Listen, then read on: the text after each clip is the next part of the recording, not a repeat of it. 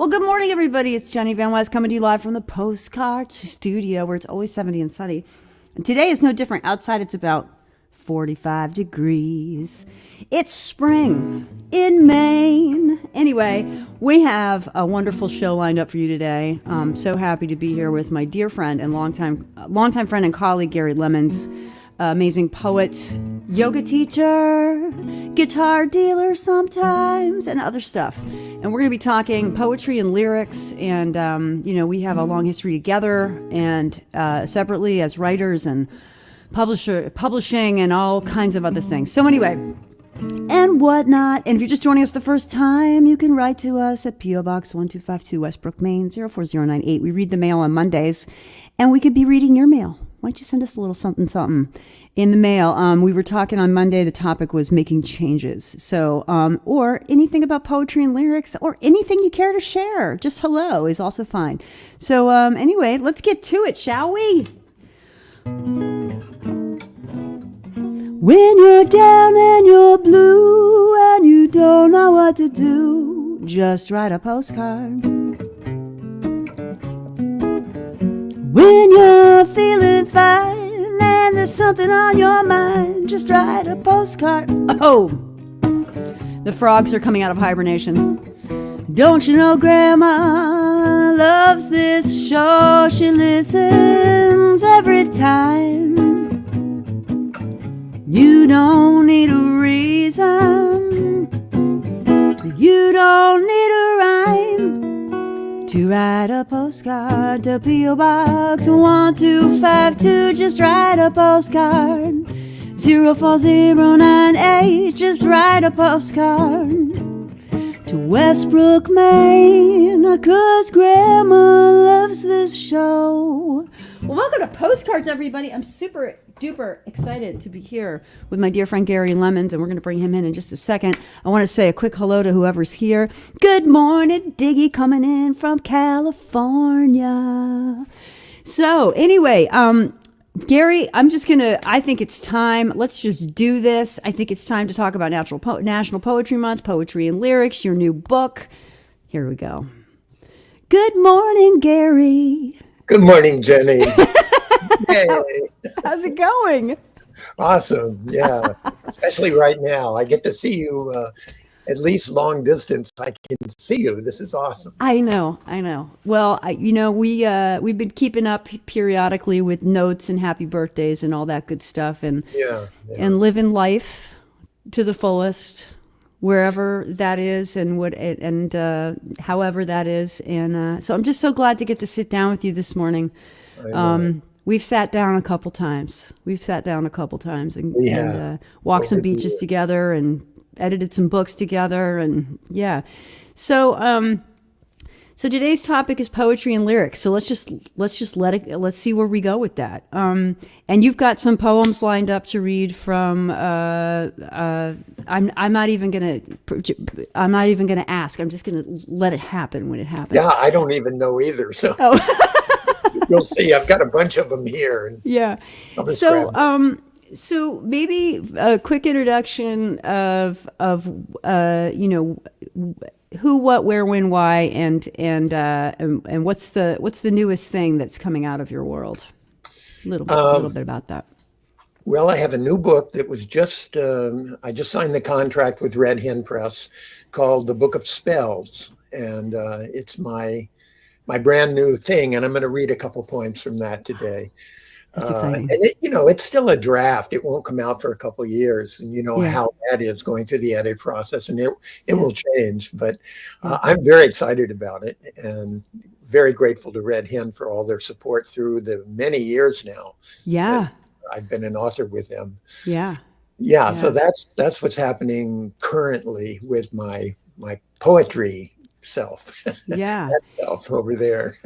Yeah. So, and I know this, but others may not, is that you're also a yoga teacher, and yoga practitioner. And I think, given that you're in Port Townsend, Washington, I think you moved your normal schedule around. Are you teaching a lot these days? And what's your yoga? I know we didn't even say we were going to talk about this. It's just where things are going. That's cool. I'm sort of more like you now. I'm a practitioner. I quit teaching a couple years ago, actually now about 4, to focus more on my writing. And because the classes, as much as I dearly love them, were time consuming.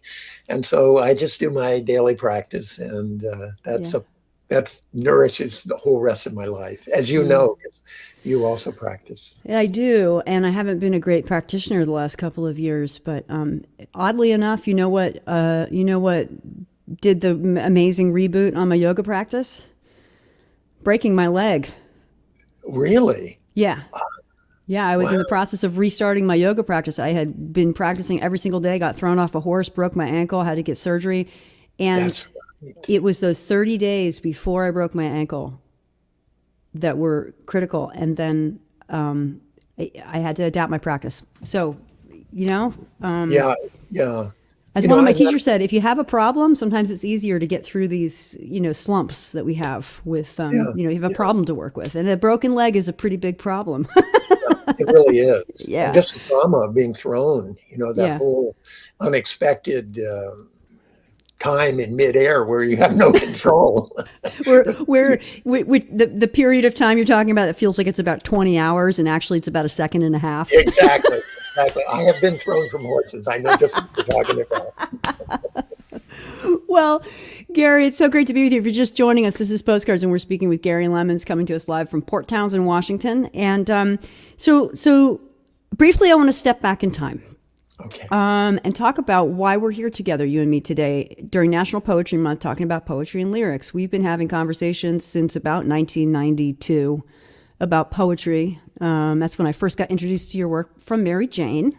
I still remember you guys were going out to lunch or something, and she said, "Oh, he's an amazing poet," and handed me some poems, and that was my first contact with your poetry. So this is a lifelong, and you'd been at it for a while by the time I met you. Yeah. I'm a lot older than you. Well, you started when you were so. 12. I know. You started when you were 12. So we're talking poetry and lyrics today. So tell me, I actually want to ask about something I haven't had a chance to ask you about in a while, which is, when you were coming up, when did you start writing poems? Because I'm guessing you were listening to song lyrics before that. And how did the beginnings of your poetry writing come about? Well, yeah, that's, I thought a lot about that since we're having this conversation, and usually it's typically more intuitive, but I've been recreating the process that started way back when I was a teenager.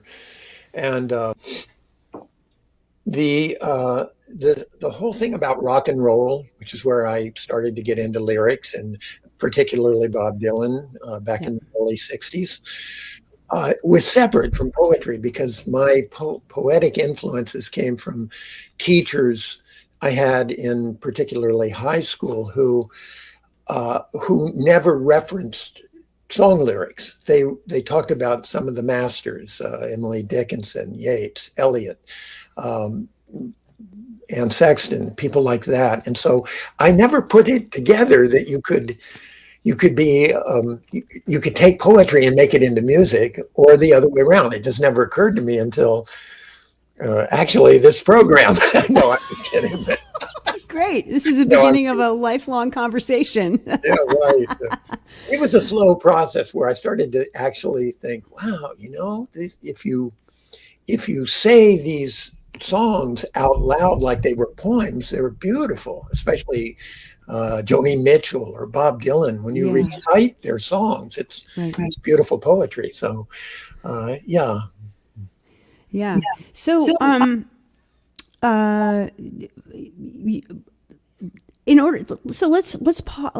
just pause with that for a moment. And I was thinking now might be a really beautiful time to have you read a poem, and then we can talk some more.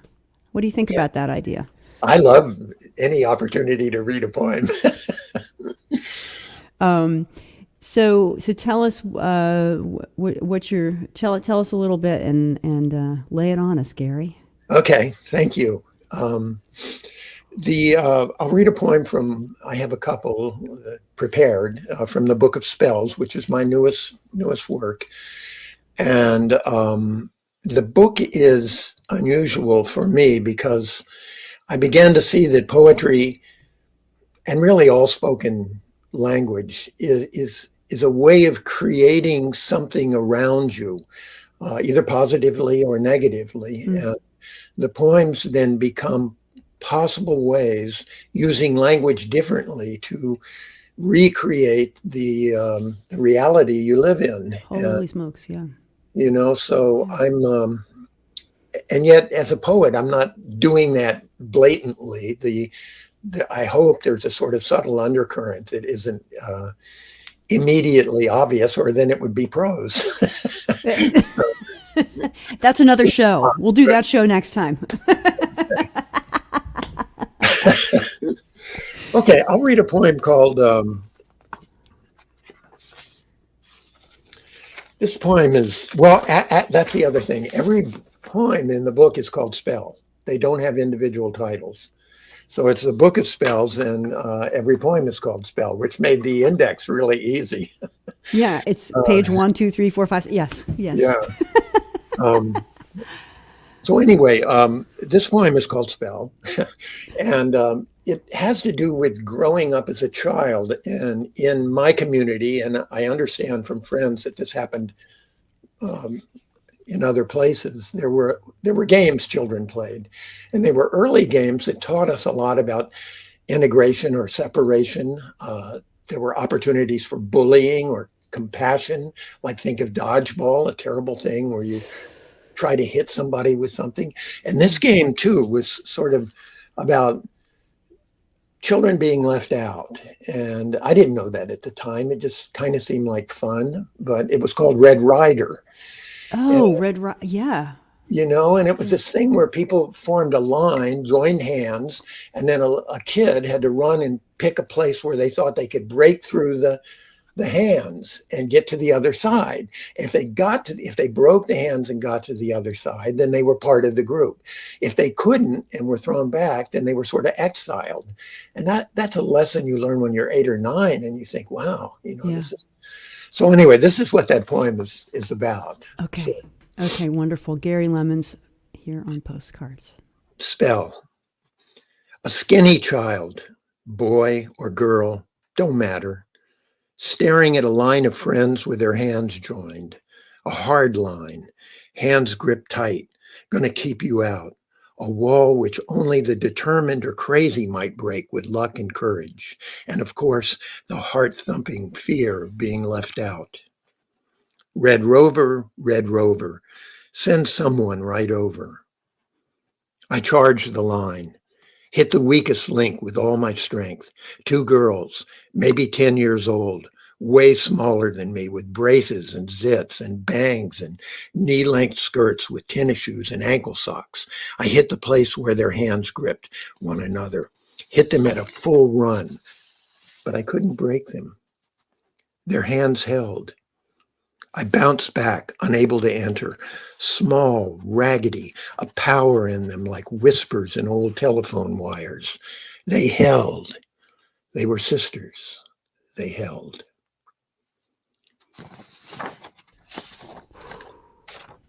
Yes. Wow.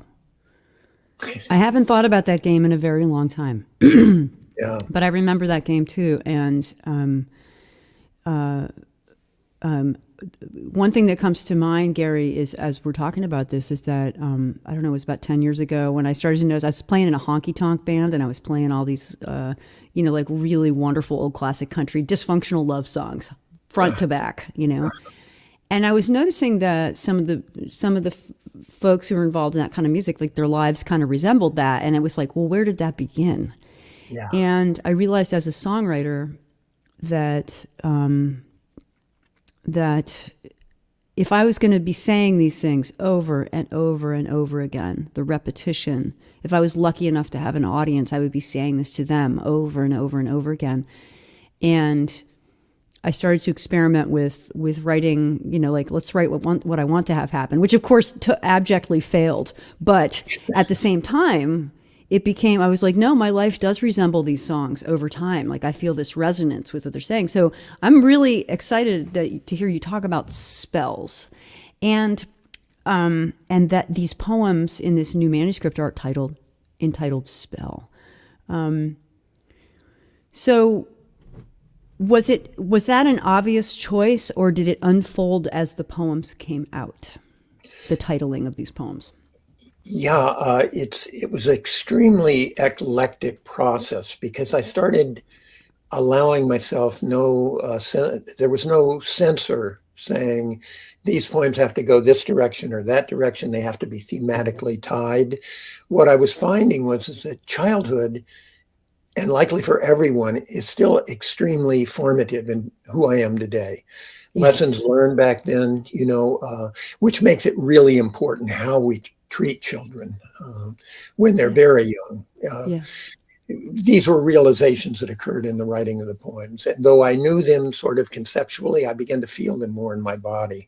Yeah. And they came out, some of them about childhood, others about colonialism. It was all over the map, but it was tied to this sense of caring for what is right now, and also holding a mirror up to when we don't do that, which is unfortunately more common, it seems like to me. Yeah.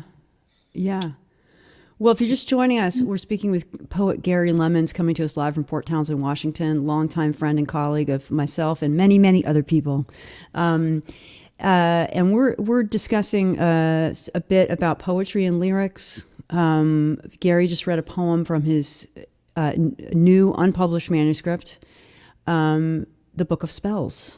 And so I love everything you just said, and the thing that just keeps coming back to me is I want to hear another one.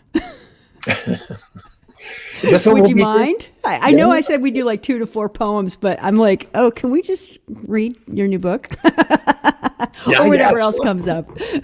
Don't tempt me. You might have to get the stage hook. And I feel like I want to make some notes about our medium.com article or whatever it is that we're going to write together. And one of the things that we've just identified as a potential, sort of like overlap between poetry and lyrics, besides just being words arranged in lines, is there is this sense of like being able to manifest, or maybe that's an overused word, of putting something out there that has reverberation for us, can affect our lives and the lives of other people. So maybe you could read another one. Okay. If I get really close to the mic and ask you super nicely. Oh, Jenny, this is wonderful. Oh my gosh, what a great way to start my day! I can't even tell you. Inviting me. This is so wonderful. Okay, this poem is also called Spell, since they're all called Spell. Where the image meets the mind, thought hangs its oxidized bell, waiting to be rung, while storm clouds cover the light in the eyes of primates learning to pray before they speak. When the bell is struck, its voice appears as if by magic, because even though it stands in front of us, the clapper hangs in a different animal than the one we became. What moves the mind to speak, to turn the silence inside into a song, to say the thing out loud that polishes the still dark stones beneath a river? The bell sobs as it rings, but cannot return to the quiet grace before it was struck. None of us can.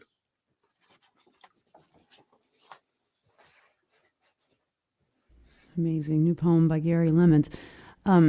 Wow. So this is a very different poem than the last one. So tell me a little bit from your perspective about what's going on here. Yeah, and like I said, they're all sort of completely all over the place, because I was like if you will, a delta where images just came from lots of different sources. In this poem, it's kind of using the bell as a symbol for how there's sort of a natal quiet peacefulness we're usually born into, not always, but mostly. And that as we begin to live, that's often removed. It becomes that, and which, meditation helps us recover, but that quiet sort of grounded feeling of being alive and having a purpose and yet not being pushed yet into it, to achieve something or to compete against someone, that quiet peacefulness that the bell has before it struck, it reminded me of how it must feel before we're inundated with expectations and requests and requirements from both parents and other adults as a child. Yeah. So it's and I can't remember exactly what the line is, but something to the effect of, once that bell has been struck, there's a change. Yeah, it can't return to that place. Because it's been struck. I mean, it's been forced to sing. Yeah, and there was a phrase in there that was into a song. Yeah, into a song. Could you read that line or the lines that go with that phrase again? Sure. What moves the mind to speak? To turn the silence inside into a song, to say the thing out loud that polishes the still dark stones beneath a river. Yeah. Wow. Well, I don't know. It's hard to find the words to respond to that. But whoops, hang on a second. But you do. But I do. But I do. You do. And into a song. I'm just going to rest with that. I got to rest with that one. Yeah. If you're just joining us, we're speaking with Gary Lemons, poet, coming to us live from Port Townsend, Washington, longtime friend and colleague of mine, and many, many others. And so another, I've heard, I would say there's a spectrum in my experience with poems into songs. Like maybe it's a spectrum. I think a linear spectrum maybe is a little too reductionist or something. I don't know what the right word is there, but it does feel like, like you were saying, into a song. And, there are definitely, we were discussing this briefly before we went live, which was, one of the things that I like to try sometimes is to take a poem, and I suggest this to others. If you're like, well, where's the difference between poetry and lyrics, and how should I be thinking about this, or where does this fit in, and how could a study of poetry help my lyric writing? I think it can, but how? Is that take a favorite poem. It could rhyme, it could not rhyme, and just sing it and see what happens. So maybe we could talk a little bit about musicality in poems and how reading song lyrics out loud and these sorts of things like we've talked about. We talked about Bob Dylan, and maybe we could share a little bit about that. Musicality in poems. What comes up for you? Well, I think it's the underlying skeleton the poem hangs on, and songs too, of course. But how do I say? John Coltrane said that if you want to learn to improv, you have to learn your scales. You have to know your chops, and then you can go anywhere you want. But that underlying, knowing the scales allows you to do that. And with poetry, it's very, very similar. When I started my serious immersion into a life as a poet, I went through a very academic period where I was, I learned, I think, or at least to the degree I was teachable, my scales. I went to the University of Iowa Poetry Writers Workshop. I went to Middlebury a couple times. I studied with some of the, I have to say, most wonderful teachers of my generation. The list is pretty lengthy when I look back at it. And in doing that, I made huge amounts of mistakes, if you will. I was looking for my voice. And in doing that, the thing I kept coming back to was the music. Where is my music coming out into language? Not Eliot's, or not Dickinson's, or not Wachowski's, or not Yeats, all of these people who were influences on me when I was younger. And the practice of daily doing this, of not saying, okay, well, I'll write next week, but I'm going to do something else this week. The daily practice compressed that education, if you will, into a natural process. So now when I write, and now meaning in the last 30 years or so, the first thing I hear, and the most important part of the edit process for me, is the music. How do the syllables flow into each other? How do they bounce off of each other? Mm-hmm. How do the half rhymes give power to something where a rhyme would be too much, or no connection between the words from line to line would also be too abstract? And so these things, and I don't know that they're visible. I really don't. Right.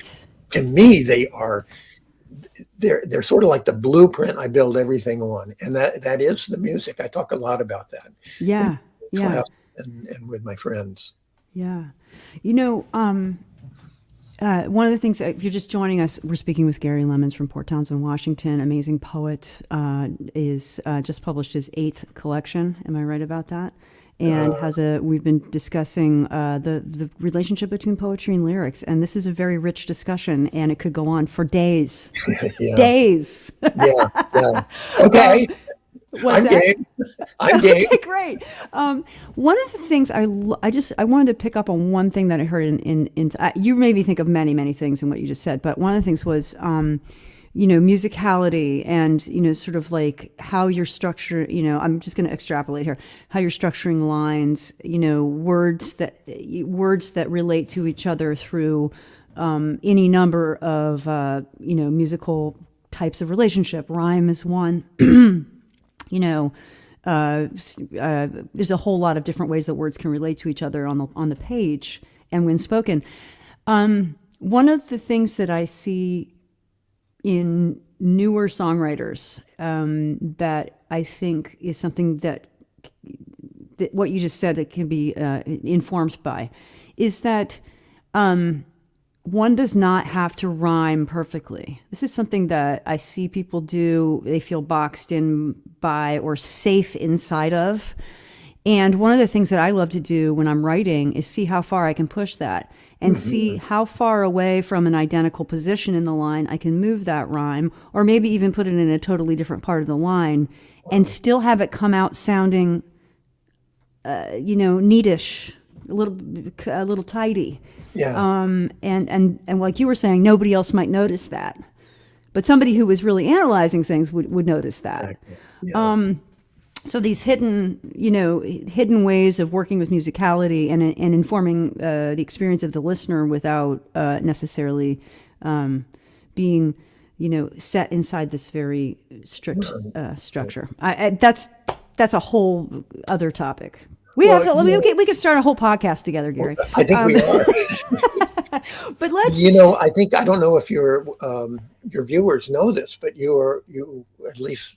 I don't know about currently because we haven't talked about it, but you are also a poet. I mean, before I knew you as a songwriter, that's right. I knew you as a poet. And so something in you must have already made this transition across that divide from your really skillful writing of poetry. Because I saw a manuscript, remember? I did, yes. Yeah.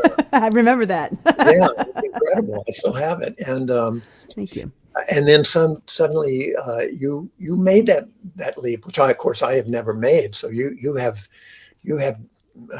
golfed both shores, so to speak.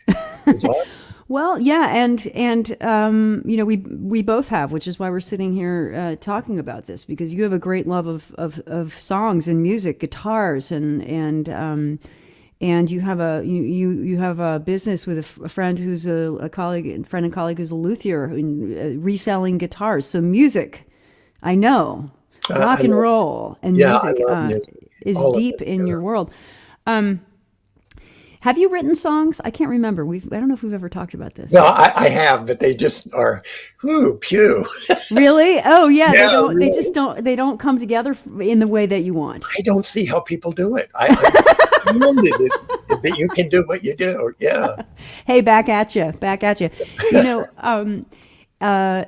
it's interesting because like poetry, I'm just going to say briefly, my own poetry writing, it's a cyclical thing. Like there's enough of artistic forms that I enjoy and have had the privilege to have some education in and to develop to a certain extent. There's just more than I can do all at the same time. So I'm always trying, and I think everything that I do is sort of an attempt to make it all stick together. Yeah. Right on. And really, I'm more like an octopus with you just don't want to deal with all 8 legs at the same time. What an image. I see you with like a guitar in one hand and a pen in the other. Totally. Actually, I think that is my true nature. Somewhere between there and a porcupine. It's like, but anyway, so I think maybe now would be a great time to enjoy another poem. Would you be willing to read another one? Oh, yeah, of course. And I will read this one also from the Book of Spells. And so consequently, it's titled Spell. I'm enjoying this very much. Thank you. Spell. A child stands in wonder at a thing she thought lived only in stories. She sees secret thunder inside a glass bowl where soft little turtles brought home in plastic bags explore transparent prison walls. The half-life of childhood is less than the blink of a turtle's eye. Old and wise in the egg, born knowing the inexhaustible spirit, expecting no quarter from touch or wave, rocked by the salt in its blood, that's all that's left of its home. The turtles tremble as the toilet flushes them back to ancestral spirits beneath the sea, like leaves from a burning tree floating through space to set another tree on fire. They will not be silenced. Or Paul on the road to Damascus, cursing and swatting at angels while becoming one. Wow, Gary Lemons here on Postcards. So tell me a little bit from your perspective, because I do get the feeling like sometimes these poems, they sneak up on you and you go, wow. I mean, that happens to me with songs all the time. But tell me about the writing of this one and what was going on for you when you sat down to write, when you were working on this one.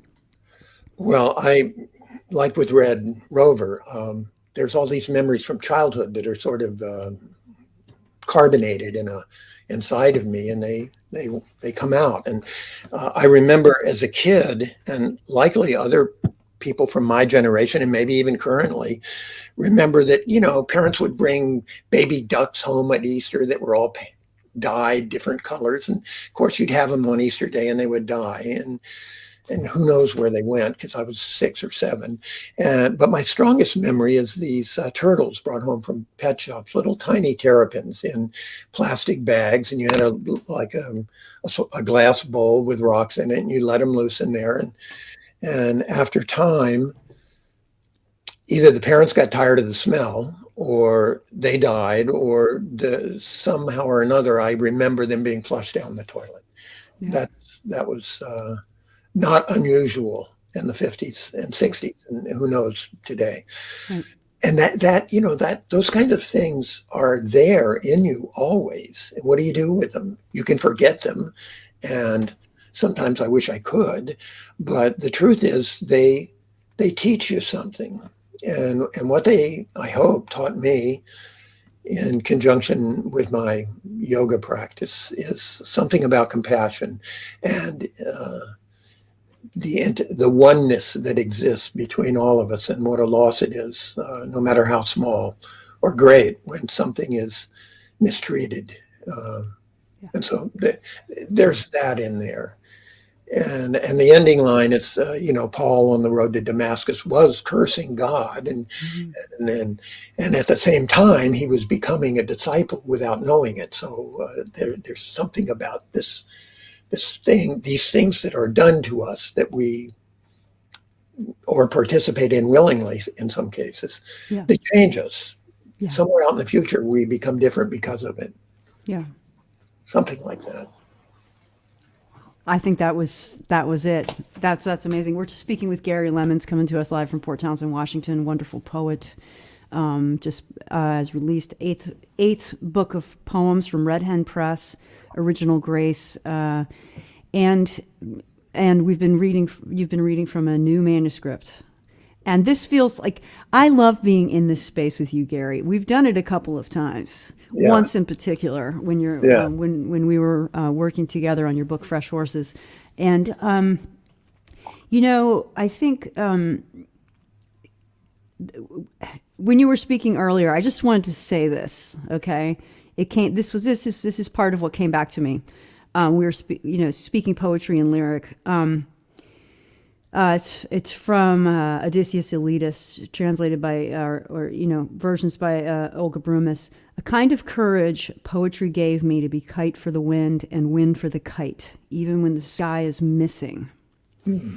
And that was a couple of lines that got into me when I was working at Copper Canyon, which is where we first met each other, Copper Canyon Press out in Port Townsend. And I feel that relates to the poem you just read, partly because of this sense of when you read that last one, this feeling of moving fluidly between these archetypal ancestral worlds, the details that are happening, memory, just this fluidity that's developed in your poems over time. I think it was always there, but it is much stronger now. Is that what it's like for you walking around when you go out to walk the dog or something and take a ride into town to pick up, do some errands or something? Are you kind of walking through all of those worlds all the time?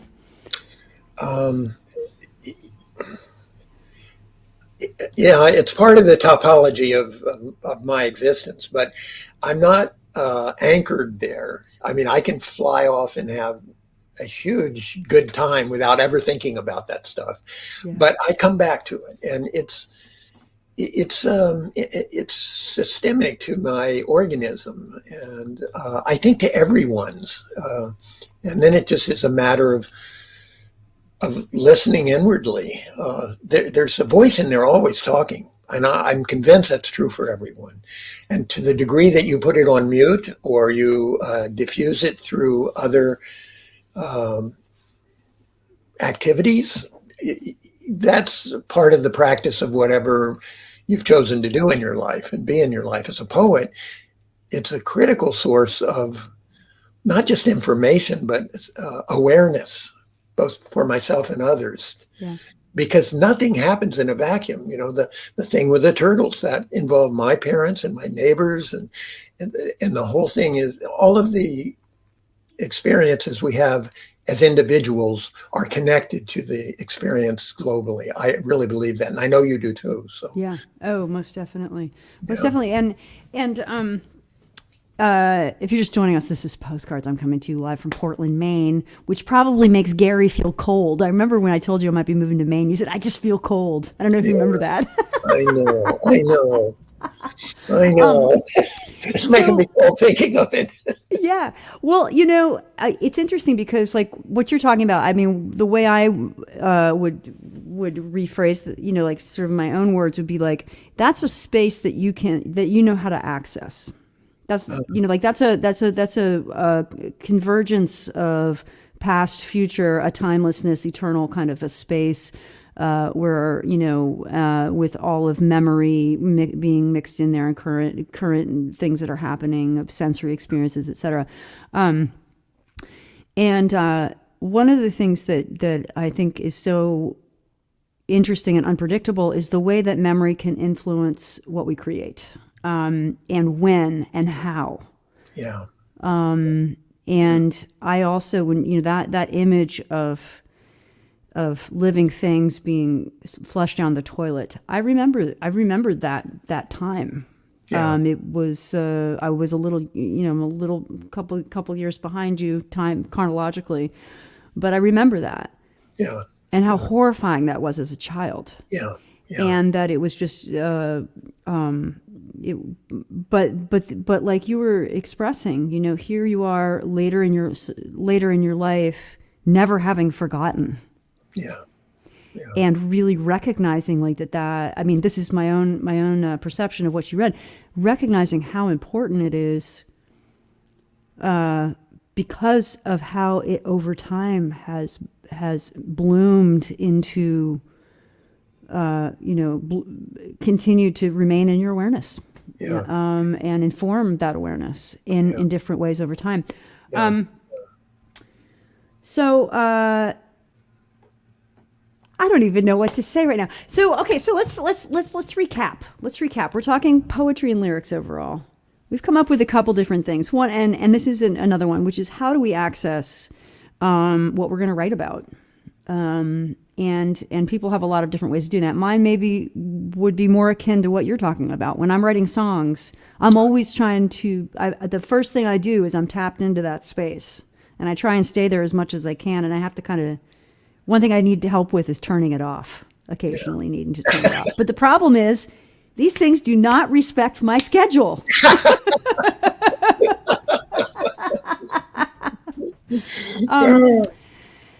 So, okay, go ahead. What were you going to say, Gary? I was going to say, maybe that's the gift. Maybe that's the gift. Maybe that's the gift.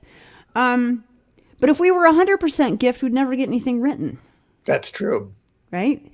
Yeah. So, as a songwriter, it's important to, for me, to keep my craft, kind of ready to roll at any time. Do you still feel like that's a necessary sort of practice, like sitting down to write when you don't feel like it? Yeah, I do. I write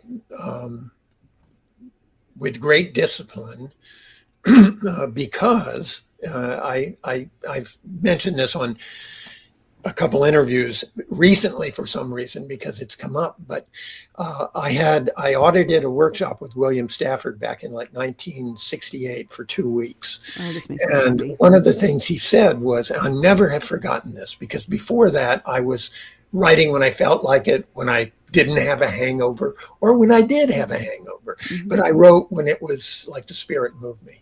And he stood up there and he said, look, if you're a plumber, you go to work every day and you work with plumbing. If you're a banker, you go handle money. If you're whatever you do in your life, you've chosen to do, you have to do it. That's why you're hired. And he said, if you choose to be a poet every day, just like it was a job. And I went, wow, is that the next transition I have to make in my art, is to actually do this all the time? Right, because you were like, I'm becoming a poet so that I don't have to do that.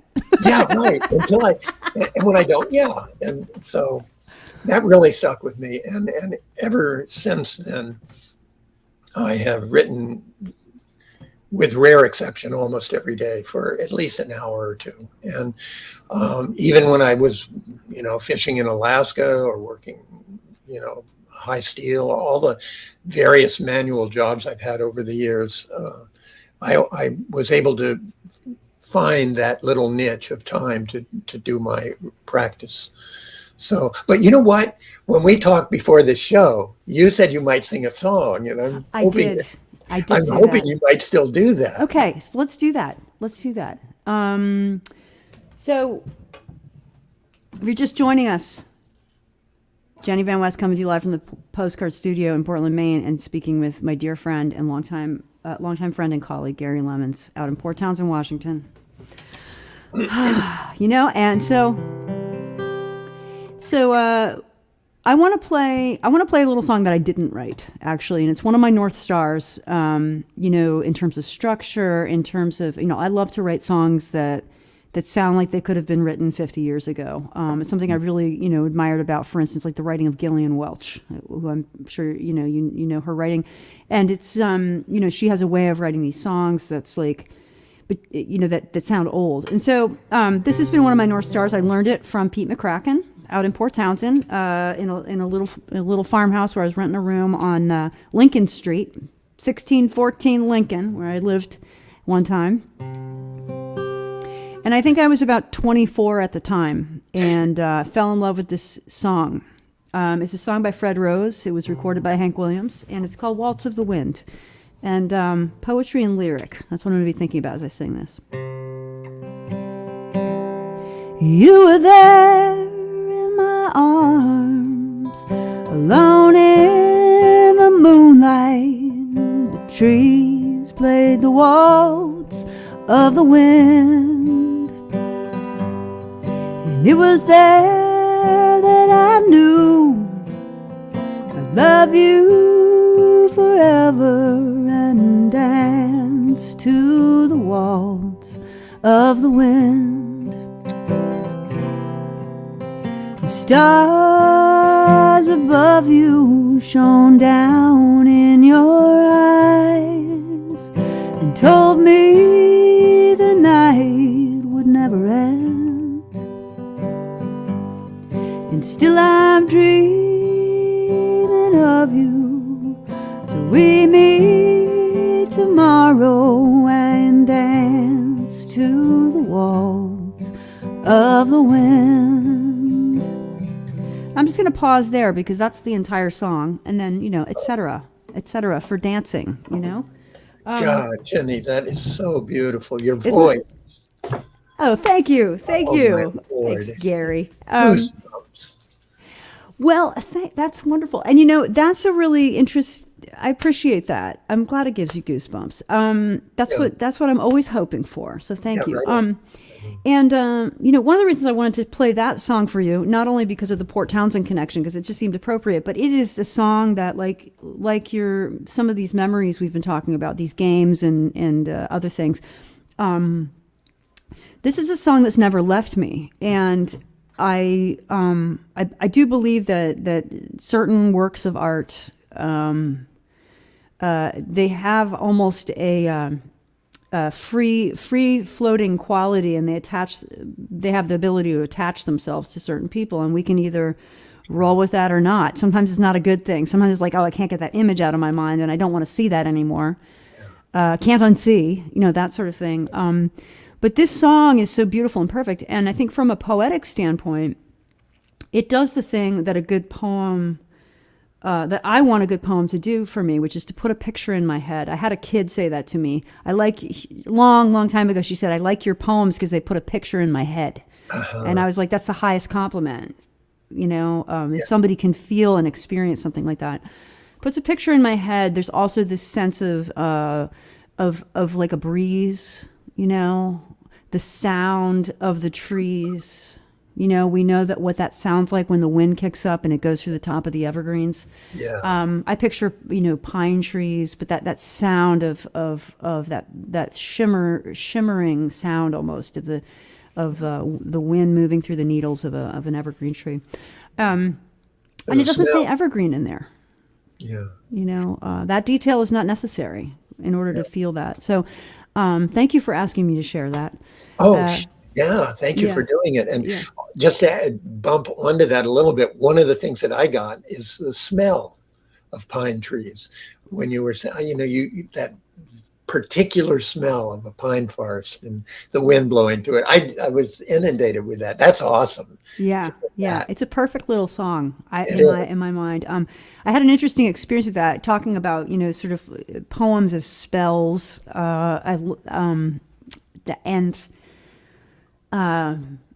one of the things I think that is really different about, for instance, a song like that and a poem is that, like you were saying, you can feel that viscerally through the interwebs, through time, through space, context, all these kinds of things. You felt something physically. Yeah. And but songs also, they especially original songs in this crazy world that we live in, the things that can get attached to original songs, there's a lot of darkness out there that can attach itself. Yeah. And my experience with poems, for instance, like especially like the poems that you just read, there's a directness of the experience between, when in a live poetry reading, between the poet and the audience, that is there's not as much space for a lot of things to get attached in there. Does that make sense? It does. And okay. And pardon me, I think that that's changing with modern poetry, current poetry. One of the things that I noticed instantly when you started playing, and of course this is true with everyone, was I started moving to the music. And dance is a really huge offshoot of music, musicality. Yeah. Whereas with poetry, you hardly ever see anyone get up and dance. Yes. But there's a crossover happening with hip hop and rap and alternative forms of music that are moving into speech. And when that happens, you do see people moving to what is, a hybrid poem or a hybrid song. Right. Interesting. Yeah. But I can't imagine an audience that came to watch or hear Elliot read was boogieing in their seats at the same time. Yeah. It's a very different experience to be in the company of poems. Yeah. Live poetry reading. Well, listen, you got another one? Yeah, I could read another one, but okay. I won't read one from Spell. Okay. I'll read one from The Weight of Light. Okay, good. Wonderful. I sort of like this poem. It's called The Ferry. Sort of. I'm sorry, say again. It's called The Ferry. And not like Tinkerbell, but like the boat that takes you between two shores. On the shore, there are cattle with egrets on their back, popping ticks with the expression of tasters for an unpopular king. Foghorns are calling on the river, beautiful and haunting, warning of deadly consequences from chance encounters. A famous Confederate general once said, war is a middling poor way to create new jobs. I watched the ferry approach, with the crew directing the boat toward shore in orange vests like marmalade spread on a ghost. I think of years of unemployment, living in poverty, a student of poetry, and how the heart never recovers from the sound of a slamming door. When the ferry arrives, I find today is not the day to cross over to the other side. It's never too late to pick up a hammer and swallow it, all the way down to the place where the nail waits to be driven into the unfinished sculpture that, once completed, expels a tear. Gary Lemons here on Postcards. Wow. I'm feeling the resonance of earlier poems that you read today inside of this one, and some of our discussions about that image of swallowing a hammer to hit the nail that expels a single tear. It's never too late. Isn't that what you said? It's never too late to swallow the hammer to hit the nail that will expel a tear. I hear earlier poems today in there. Do you ever find that, like, I find this with songs, so I'm curious. Obviously you've created collections and a whole series of collections of poems, like your Snake series, that are related to each other. But does this ever catch you by surprise? Like, you go, wait a second, this poem is related to this one, or these lines like are almost verbatim out of a poem I wrote 20 years ago. Does that ever happen to you? Yeah, it does. My practice is to be unprepared at all times for what comes. And consequently, I'm not putting up any defenses against it. I haven't any preconceptions about it. And I learned this from the Snake Quartet, because the Snake voice came out of nowhere. And my tendency was to put up a wall and say, hey, you can't write like that. Yeah. You've got years and decades of training that tell you can't do that. But somehow or another, I overcame that instinct. Right. Pardon me. And so now, and for quite some time, since this first Snake book, I just let it come in. I have no idea what it's going to be. I don't sit down thinking I'm going to write about this, or I'm going to write for this, or it's all happening around me. I'm in the middle of it, like we all are. Yeah. And the more porous and permeable you become, the more it's integrated into your voice, and without intent. And that, if it's unedited, gives you an incredible amount of source material to then go back and decide whether it's useful, whether it's got anything in it that you need or want to pursue. But so stuff from the 20 years ago is still there in this huge cosmic mix of information coming from things that just happened. And so how it manifests in my work, I'm trying to not defend against. So things sometimes screech up and appear after decades. Yeah. Or even in the case of the poems as a child, a half a century. Yeah. Well, and the phrase that comes to mind right there is the recasting of memories. Yeah.